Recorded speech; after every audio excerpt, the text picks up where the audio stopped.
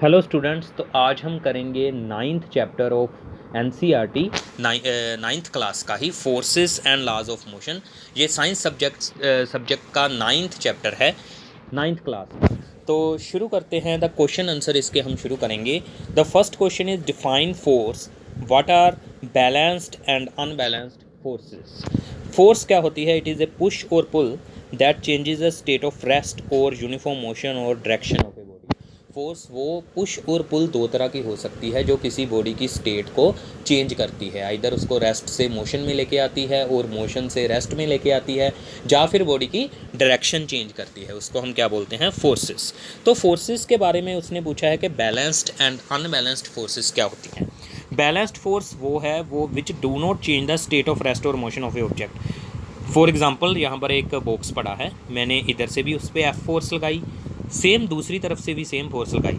तो अब ये दोनों फोर्सेस क्या हैं? अगर ये इक्वल हैं एक दूसरे के बट ऑपोजिट एक्ट कर रही हैं, तो इस बॉक्स का मोशन नहीं होगा, बॉक्स मूव नहीं करेगा, इसकी स्टेट चेंज नहीं होगी, because forces are balanced with each other, एक दूसरे से बैलेंस हुई हैं। अनबैलेंस्ड फोर्सेस वो हैं जो मोशन कोज करती हैं, विच changes the state of rest और मोशन ऑफ ए ऑब्जेक्ट। अगर हम एक ही बॉक्स पे फोर्स तो लगा रहे हैं इधर से भी और इधर से भी, बट इधर वाली जो F1 है, इधर वाली F2 है, हमें दिया गया है कि F1 is greater than F2 या फिर F2 is greater than F1, तो मोशन होगा बॉडी का। जिस तरफ को फोर्स ज़्यादा है उस तरफ को मोशन होगा, फोर्स जिस तरफ ज़्यादा मैग्नीट्यूड की है उस तरफ को बॉडी का मोशन होगा। उस काइंड की फोर्सेस को हम क्या बोलते हैं? Unbalanced forces. तो मोशन जब भी होता है अनबैलेंस्ड फोर्सेस की वजह से ही होता है। Define inertia, give its two types. Inertia को क्या बोलते हैं? जड़ता बोलते हैं इसको। किसी जगह पे स्थिर रहना, किसी जगह पे बनाई रखना, अपनी स्टेट को बनाए रखना, उसको बोलते हैं इनर्शिया। इनर्शिया बॉडी का किस चीज़ पे डिपेंड करता है? हमारे मास पे। हमारा मास कितना है उतना ही हमारा इनर्शिया होगा, उतनी ही हम अपनी स्टेट में बरकरार रहेंगे। तो इनर्शिया की डेफिनेशन क्या है? It is the property due to which body does not change its state by itself. कोई बॉडी है, बुक पड़ी है टेबल पे, कोई मतलब बॉक्स पड़ा है टेबल पे, वो अपनी स्टेट खुद ब खुद चेंज नहीं करता। कैसे चेंज करेगा? जब उस पर कोई फोर्स लगेगी। तो it is the property due to which body resist change in its state of rest और मोशन और डायरेक्शन। रेसिस्ट का क्या मतलब है? रोकना, जिसकी वजह से बॉडी अपनी स्टेट को चेंज होने से रोकती है, उसको हम क्या बोलते हैं? Inertia. Inertia depends upon the mass of the body. It is of three types: inertia due to rest, inertia due to motion and inertia due to direction. तो इसकी काफ़ी एग्जांपल्स हैं।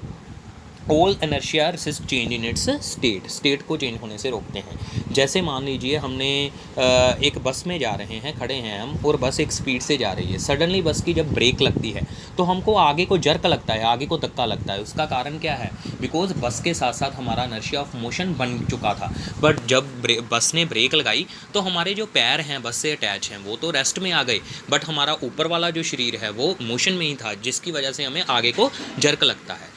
तो ये है इनर्शिया ऑफ मोशन की example. Similarly जब हम किसी पेड़ को ऐसे हिलाते हैं तो पेड़ के फल गिरने लगते हैं, बिकॉज वो जो उस पर फ्रूट्स लगे थे वो क्या थे? रेस्ट में, बट हमने तने को किस में ला दिया? मोशन में ला दिया, जिसकी वजह से फ्रूट क्या हो जाते हैं? डी अटैच हो जाते हैं। जैसे एक चादर पे मिट्टी जमी हुई है, हम चादर को हिलाते हैं तो मिट्टी के पार्टिकल उछल के बाहर उससे रिमूव हो जाते हैं। उसका कारण क्या है? जो मिट्टी के पार्टिकल थे वो रेस्ट में थे, बट हमने चादर को किस में ला दिया? मोशन में ला दिया, जिसकी वजह से ये डस्ट पार्टिकल क्या है? उससे डी अटैच हो गए। ये सारी की सारी किसकी एग्जांपल ही हैं? इनर्शिया की ही एग्जांपल हैं। जैसे हम एक स्टोन को धागे से बांध के घुमा रहे हैं, हमने जनरली धागा तोड़ दिया या हमारे हाथ से छूट गया, तो उसके बाद स्टोन का सर्कुलर मोशन नहीं ना रहेगा। स्टोन को ऐसे घुमा रहे थे धागे से बांधकर, जब ये धागा टूट गया तो स्टोन सर्कल नहीं घूमेगा, टूटने के बाद वो सीधा जाने लगेगा। इसका मतलब उसका किसका इनर्शिया है? एक डायरेक्शन का इनर्शिया है। उसकी डायरेक्शन को चेंज करने के लिए हमें सेंटर की तरफ एक फोर्स छोड़ दिया या टूट गई तो वो स्टोन का मोशन क्या हो जाएगा? स्ट्रेट लाइन हो जाएगा। Then next is what is the law of inertia or Newton's first law. Newton's ने अपने फर्स्ट लॉ में क्या कहा है और लॉ ऑफ इनर्शिया इसको सेम ही बोलते हैं। न्यूटन एक साइंटिस्ट थे जिसने मोशन पे 3 लॉ बनाए थे। पहला लॉ उसका क्या था? It states that body does not change its state of rest और motion or direction unless it is compelled by some external force. कहता है कि बॉडी अपनी स्टेट खुद ब खुद चेंज नहीं करती, जब उस पर कोई फोर्स लगेगी तभी उसकी स्टेट चेंज होगी। एक बुक है टेबल पर पड़ी है, जब उसको हम फोर्स लगाएंगे बाहर से तभी मूव करेगी। एक गाड़ी जा रही है, वो अपने आप नहीं रुक सकती, जब हम ब्रेक पे फोर्स लगाएंगे तभी वो रुकेगी। तो ये है एग्जांपल न्यूटन्स फर्स्ट लॉ की। देन नेक्स्ट है what is linear momentum. Linear momentum क्या होती है? लीनियर मोमेंटम, लीनियर का मतलब एक लाइन में, मोमेंटम मतलब मोशन। तो लीनियर मोमेंटम क्या है? It is the quantity of motion in the body, body में मोशन की कितनी क्वांटिटी है उसको हम क्या बोलते हैं? Linear momentum. It is the product of mass and velocity. अगर बॉडी के मास को वेलोसिटी से मल्टीप्लाई करते हैं तो क्या आ जाता है? Linear momentum. Then next one is the Newton second law. ये इंपॉर्टेंट है काफ़ी, न्यूटन सेकेंड लॉ आपको एग्जाम में भी आएगा, बड़ा क्वेश्चन इसका 3 या 4 नंबर का डालेंगे। It states that rate of change of momentum, momentum कितनी रफ्तार से चेंज कर रही है बॉडी की, is directly proportional to the force applied on it. Body की मोमेंटम कितनी चेंज करेगी वो किससे पे डिपेंड कर रहा है? Force applied on the body. जितनी हम बॉडी पे फोर्स अप्लाई कर रहे हैं उस पर डिपेंड करता है उसका rate of change of momentum. F is directly proportional to the delta P by delta T, where delta P is the change in momentum, delta T is the change in time। तो proportionality sign हटा के यहाँ पर हम एक constant लगाएंगे k, F is equal to the k delta P by delta T, and k की value क्या होती है? 1, k F is equal to the delta P by delta T आ गया। So F is the force and delta P by delta T is the change in momentum divided by time, that is the rate of change of momentum. तो P की value put करेंगे, mass into velocity, मास को बाहर निकाल लेंगे, बीच में क्या रह गया? Delta V by delta T, delta V by delta T is the acceleration. So force is equal to the mass into acceleration। then next, what is the SI unit of force? Force को हम measure किस में करते हैं? Force के unit होते हैं Newton. तो न्यूटन ने अपने नाम से ही फोर्स के यूनिट रख दिए न्यूटन। तो हम किसी भी फोर्स को किस क्वांटिटी में मेज़र करते हैं? न्यूटन में मेज़र करते हैं। 1 न्यूटन का मतलब क्या है? 1 किलोग्राम इंटू 1 मीटर पर सेकेंड स्क्वायर। अगर हम किसी 1 किलो की बॉडी पर 1 मीटर प्रति सेकेंड स्क्वायर की एक्सेलरेशन प्रोड्यूस करते हैं तो हमारे द्वारा लगाई गई फोर्स कितनी होगी? 1 न्यूटन होगी। 1 न्यूटन की फोर्स 1 किलो की बॉडी में 1 मीटर पर सेकेंड स्क्वायर की एक्सेलरेशन ले आएगी। Why cricket player lowers his hands while catching a ball. आपने जनरली देखा होगा कि जब वो कैच करते हैं ना बॉल को, क्रिकेट प्लेयर, तो अपने हाथों को लोअर करते हैं, नीचे करते हैं, धीरे धीरे नीचे को करते हैं। उसका कारण क्या होता है? To increase the time interval so that less force acts on the hands while catching a ball. अगर वो अपने हाथों को एक जगह पे स्थिर रखे, जब बॉल टकराएगी ना हाथ पे तो सडनली रेस्ट पे आ जाएगी, उसी समय रेस्ट पे आ जाएगी, जिसकी वजह से जो टाइम है ना, टाइम बहुत कम होगा। डिनोमिनेटर में है टाइम, बटे में बड़ा है। अगर टाइम बहुत कम है तो फोर्स बहुत ज़्यादा लगेगी, चोट बहुत ज़्यादा लगेगी उसके हाथ पे। अगर उसने धीरे धीरे साथ साथ में हाथ नीचे को कर रहा है, लोअर कर रहा है, उससे टाइम इंटरवल बढ़ जाएगा और फोर्स कम लगेगी। अपने हाथ पे फोर्स लगने को घटाने के लिए टाइम को इंक्रीज़ करता है हाथों को लोअर करके cricket player. Then next is the what is the formula of force. जब हम इस चैप्टर के अगली वीडियो में न्यूमेरिकल्स करेंगे तो उसमें देखेंगे कि फोर्स का फॉर्मूला कौन सा यूज़ करना है। न्यूटन ने जो अपने सेकंड लॉ में दिया था ना formula, F is equal to the m में, वही यूज़ करते हैं। और एक्सेलरेशन का हमने पिछले चैप्टर में किया था, मोशन वाले में, उसका फॉर्मूला क्या होता है? Change in velocity divided by time, change in velocity divided by time. तो F is the force, M is the mass, V is the final velocity, U is the initial मतलब शुरू में वेलोसिटी, फाइनल मतलब बाद में velocity, T is the time and A is the acceleration. Then next is the what is the Newton's third law. Newton ने अपने third law में क्या कहा था? It states that to every action there is equal and opposite reaction. अगर हम किसी चीज़ पे एक्शन करते हैं उसके अगेंस्ट क्या होता है? रिएक्शन होता है। जैसे बोट में है, हम वो जो होता है उसके साथ एक स्टिक के साथ उसको पानी को पीछे को फेंकते हैं ना, जिससे बोट को फोर्स आगे को मिलती है।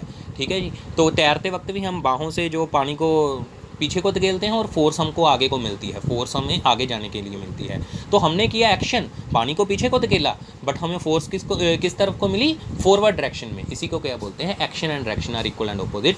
तो जब भी हम किसी चीज़ में, जैसे रॉकेट जब लॉन्च होता है ना, उसका धुआं नीचे को निकलता है, फोर्स होती है, बट जाता किस तरफ है? ऊपर को निकलता है। तो ये सभी किसके फिनोमिना से एक्सप्लेन होते हैं? न्यूटन्स थर्ड लॉ के इसको एक्सप्लेन करता है।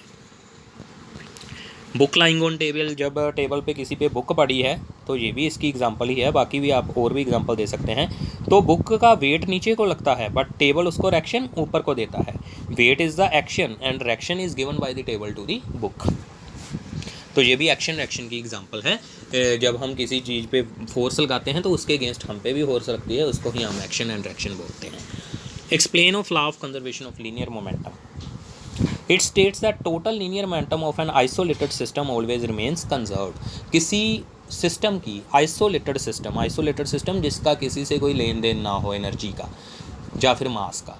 आइसोलेटेड होता है जो वखरा हो, मतलब सभी से अलग हो, किसी से कोई लेन देन ना हो एनर्जी और मास की टर्म्स में, उसकी जो टोटल लीनियर मोमेंटम है ऑलवेज रिमेंस कंजर्व्ड रहती है। तो हमने जहाँ पर टू मासेस कंसिडर किए m1 and m2 moving with velocity u1 and u2। ये टकरा गए आपस में, टकराने के बाद फिर ये अलग अलग हो गए, दो बॉल्स थी आपस में टकराई, अलग अलग होगी, तो बाद में इनकी वेलोसिटी बन गई v1 v2। जो इनकी इनिशियल, पैर मैंने आई डाला हुआ है, इनिशियल मोमेंटम है m1 u1 plus m2 u2, जो इनकी फाइनल मोमेंटम है m1 v1 plus m2 v2, दोनों क्या होंगी, एक दूसरे के इक्वल होंगी। Initial and final momentum are equal. m1 u1 plus m2 u2 should be equal to the m1 v1 plus m2 v2।